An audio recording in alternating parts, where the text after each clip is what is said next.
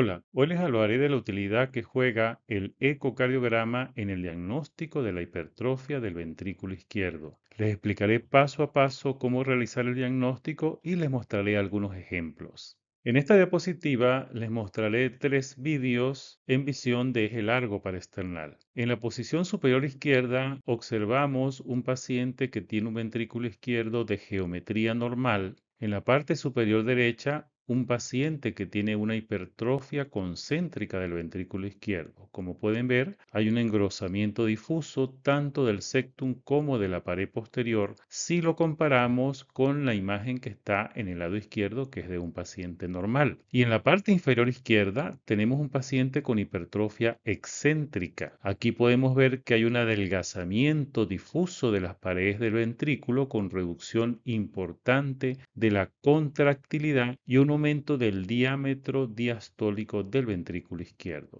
A continuación veremos las mismas alteraciones pero en visión de cuatro cámaras. En la visión de cuatro cámaras, en la parte superior izquierda podemos ver un paciente con geometría normal y función sistólica conservada. En la parte superior derecha visualizamos un engrosamiento difuso de las paredes. Este es un paciente que tiene una hipertrofia ventricular izquierda concéntrica. También hay una reducción leve a moderada de la contractilidad del ventrículo izquierdo. Y en la parte inferior izquierda podemos visualizar un paciente con hipertrofia ventricular izquierda excéntrica. Aquí hay un adelgazamiento difuso de las paredes con aumento del volumen y una reducción importante en la contractilidad del ventrículo izquierdo. Ahora bien, ¿cómo podemos hacer nosotros el diagnóstico de la hipertrofia por ecocardiografía?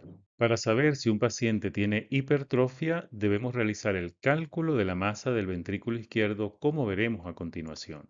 La valoración de la masa del ventrículo izquierdo por ecocardiografía es clínica y epidemiológicamente importante. Desde el punto de vista clínico, la hipertrofia del ventrículo izquierdo por eco está asociada con eventos clínicos adversos. Es un importante factor de riesgo en enfermedades cardiovasculares y la ecocardiografía tiene mucha más sensibilidad y especificidad que la electrocardiografía para el diagnóstico. ¿Cómo se calcula la masa? La masa ventricular izquierda se calcula como la diferencia del volumen delimitado por el epicardio y el volumen de la cavidad ventricular izquierda multiplicado por un estimado de la densidad miocárdica. Si ponemos un ejemplo con un aguacate, vamos a suponer que este es el epicardio. Nosotros calculamos el volumen de este epicardio y luego calculamos el volumen de la cavidad, que en este caso estaría representado por la semilla del aguacate. Al yo quitar este valor del volumen del epicardio, me va a quedar la masa, es decir, me va a quedar la pared del ventrículo izquierdo. Y esto iría multiplicado por la densidad miocárdica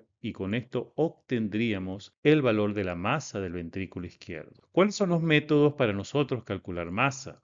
Para hacer el cálculo de la masa del ventrículo izquierdo existen varios métodos. Tenemos las medidas lineales con la fórmula del cubo que pueden realizarse por modo M ciego o modo M guiado por eco bidimensional. También tenemos las medidas lineales realizadas directamente con eco bidimensional. Tenemos las fórmulas basadas en eco bidimensional como son las fórmulas del elipsoide truncado y de área longitud. Y por último tenemos las fórmulas basadas en eco tridimensional. Las medidas más utilizadas para el cálculo de la masa del ventrículo izquierdo, debido a su facilidad de uso y a su reproducibilidad, son las medidas lineales obtenidas con eco modo bidimensional o 2D, como las veremos a continuación. Cuando vamos a calcular la masa del ventrículo izquierdo, debemos partir inicialmente de una visión de eje largo parasternal izquierdo en diástole. Sabemos que está en diástole porque estamos en el pico del QRS. Allí vamos a medir el diámetro del septum, el diámetro de la cavidad del ventrículo izquierdo y el diámetro de la pared posterior en diástole, en una línea perpendicular al eje largo del ventrículo izquierdo. Cuando realizamos estas mediciones en diástole, el equipo automáticamente nos va a calcular el ERP, que significa espesor relativo de la pared, y es igual a 2 veces el diámetro de la pared posterior dividido entre el diámetro diastólico de la cavidad del ventrículo izquierdo. Y esto lo utilizaremos más adelante para la clasificación del tipo de hipertrofia, como veremos en las próximas diapositivas. El segundo paso consiste en irnos a sístole, en la misma visión de eje largo para external izquierdo. Observen acá cómo estamos en sístole, un poquito después de la onda T, y allí vamos a medir igualmente el diámetro en sístole del septum interventricular, el diámetro en sístole de la cavidad del ventrículo izquierdo y el diámetro en sístole de la pared posterior en un eje perpendicular al eje largo del ventrículo izquierdo. Al realizar estas mediciones, el equipo nos va a dar automáticamente el valor de la masa cruda del ventrículo izquierdo y del índice de masa del ventrículo izquierdo, que en el caso de nuestro paciente son 114 gramos sobre metro cuadrado de superficie corporal, y también nos da el valor del espesor relativo de la pared del ventrículo izquierdo. Con estos dos valores vamos a realizar la clasificación y el diagnóstico de la hipertrofia ventricular izquierda. Como les había explicado, el cálculo del espesor relativo de la pared se basa en lo siguiente: es igual a 2 veces el diámetro diastólico de la pared posterior, es decir, este valor del diámetro diastólico de la pared posterior multiplicado por 2, y todo va a ir dividido entre el diámetro diastólico de la cavidad del ventrículo izquierdo. La mayor parte de los equipos modernos nos dan este valor automáticamente o se puede configurar en el equipo, pero si nuestro equipo no nos los da, podemos realizar los cálculos utilizando una calculadora. En el caso de nuestro paciente, tiene un diámetro de pared posterior, como lo ven en la parte superior, de 1 centímetro. Ese diámetro de pared posterior va multiplicado por 2 y todo ese valor va dividido entre 5.2, y eso nos va a dar el espesor relativo de la pared, que es 0.38, y que nos va a ser muy útil para hacer la clasificación de la hipertrofia, como veremos a continuación. En el diagnóstico de la hipertrofia ventricular izquierda tenemos que tomar en cuenta los valores normales de masa. Los valores que debemos utilizar son los valores de masa indexada o el índice de masa, que sería el valor de la masa cruda dividido entre el área de superficie corporal del paciente. En el caso de las mujeres, el valor de índice de masa va entre 43 y 95, y en el caso de los hombres está localizado entre 49 y 115.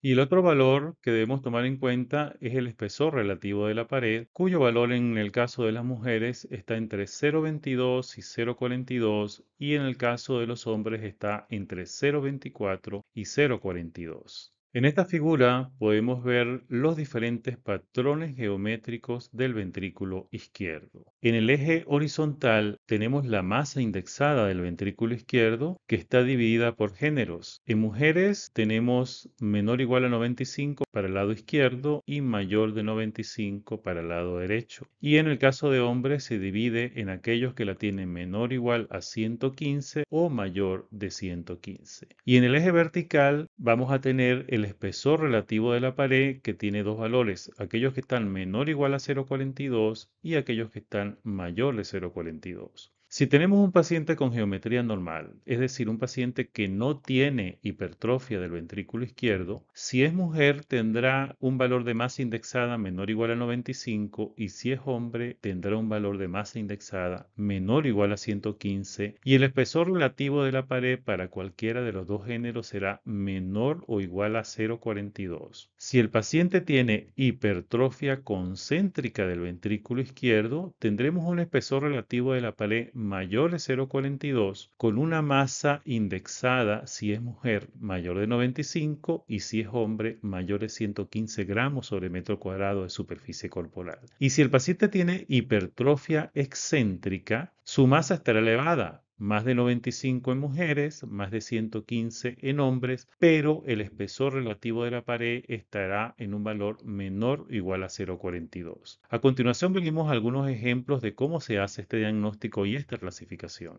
En este primer ejemplo tenemos un paciente varón de 45 años. Aquí tenemos una visión de eje largo parasternal y una visión apical de 4 cámaras. En ambas visiones podemos observar que hay un engrosamiento difuso de las paredes del ventrículo izquierdo a nivel del septum, de la pared posterior y de la pared lateral. Necesitamos hacer los cálculos para poder determinar si realmente esto es una hipertrofia concéntrica. Aquí tenemos las mediciones del paciente. En el lado izquierdo tenemos una medición realizada en diástole final. Observen que el espesor del septum es de 1,7 centímetros. El espesor de la cavidad del ventrículo izquierdo está en 5,2 centímetros y el espesor de la pared posterior está en 2,3 centímetros. Hay un engrosamiento importante en los valores del septum y pared posterior y el espesor relativo de la pared nos da un valor aumentado, nos da un valor de 0,89. Luego hacemos la valoración en sístole, medimos los diámetros en sístole de septum, de cavidad y de pared posterior y el equipo nos va a dar el valor de índice de masa en un valor de 263 gramos sobre metro cuadrado de superficie corporal. Recuerden que en hombres, en este caso estamos hablando de un varón, el valor debe ser menor de 115 gramos sobre metro cuadrado de superficie corporal. Entonces, ¿es realmente esto una hipertrofia concéntrica?